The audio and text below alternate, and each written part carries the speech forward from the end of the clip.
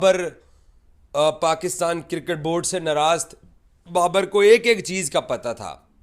मैंने अपनी पिछली स्टोरी के अंदर भी बोला कि पाकिस्तान क्रिकेट बोर्ड के सरबराह मोहसिन नकवी और बाबर की कोई मुलाकात नहीं हुई, इसके अलावा कोई खबर नहीं है। ये जो अखबारात के अंदर आज एक्सप्रेस के अंदर हेडलाइन लगी हुई है कि अपनों से दिल बर्दाश्ता, अपनों के सताए हुए बाबर आजम। जंग अखबार ने कुछ लिखा हुआ है, जियो ने कुछ लिखा हुआ है।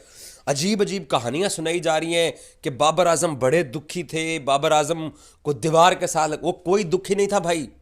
मैंने 7 सितंबर को यूट्यूब के ऊपर ये स्टोरी करके आपको बता दिया था कि अगर बाबर आजम कप्तानी जिस वक्त भी छोड़ेंगे तो बाबर के करीबी ज़राए, उसकी फैमिली, उसके पेरेंट्स, उसके भाई, उसके दोस्त या उसका जो क्लोज सर्कल, जो दोस्तों का जो उसका ग्रुप है, कोई दुखी नहीं होगा।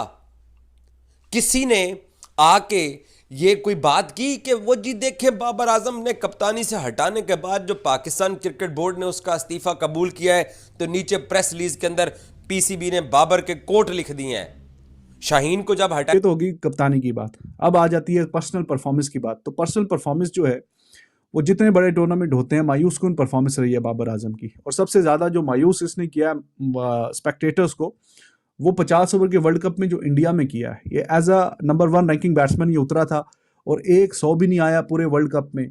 और पाकिस्तान की तरफ से भी हाईएस्ट रन्स नहीं ये कर सका पूरी जितने वर्ल्ड कप में टीमें हैं उसका तो छोड़ें, पता नहीं 24वें या 25वें नंबर पे जाके टॉप में फिनिश किया जिन्होंने सबसे ज्यादा रन्स किए हैं। तो उसमें भी पाकिस्तान एक मैच में अफगानिस्तान के खिलाफ कोई 70-75 रन्स किए हैं, वो भी इतने सुस्त किए कि अफगानिस्तान ने 280 चेज कर दिया। तो फायदा उसका भी कुछ नहीं हुआ। जहां पे अच्छा कोई मैच था, अच्छा मौका था, बाकियों ने, रिजवान ने कुछ ना कुछ किया, कुछ अब्दुल्ला ने कर गया, कहीं थोड़ा बहुत इमाम कर गया।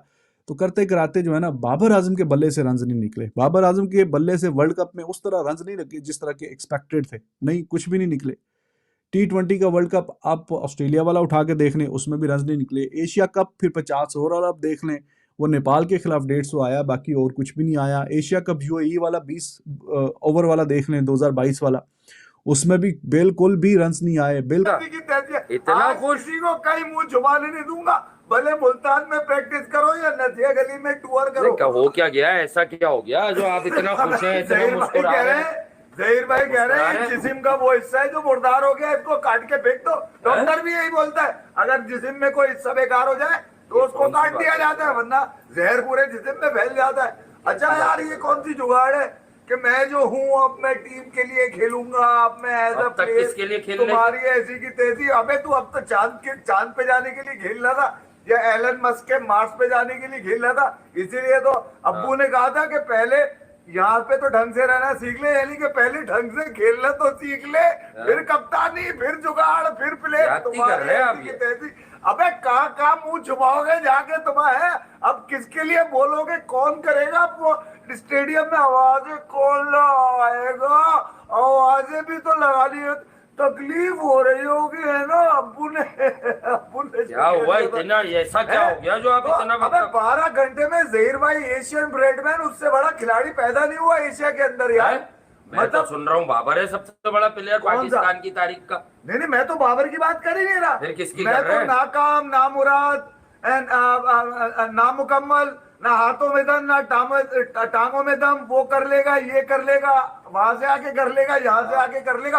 अबे कहीं से कोई कुछ नहीं होगा, भले रोनाल्डो मेसी का फार्मूला बना लो या अकेले किंग बन के घूमो। अब तुमसे जब हमने कह दिया ना नहीं हो सकता, फिर किसी में दम नहीं है। कोई भी बोलता रहे कि हिस्ट्री का, अबे हिस्ट्री की सबसे बड़ी जिल्लत है ये।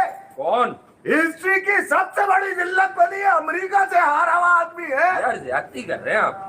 तुम्हारी ऐसी की तैसी यार, मतलब कब, मतलब यार में एक घर है जहाँ पर एक सुसर है, उसी घर के एक कोने में से एक आवाज आ रही है, कोई कप्तान है क्या?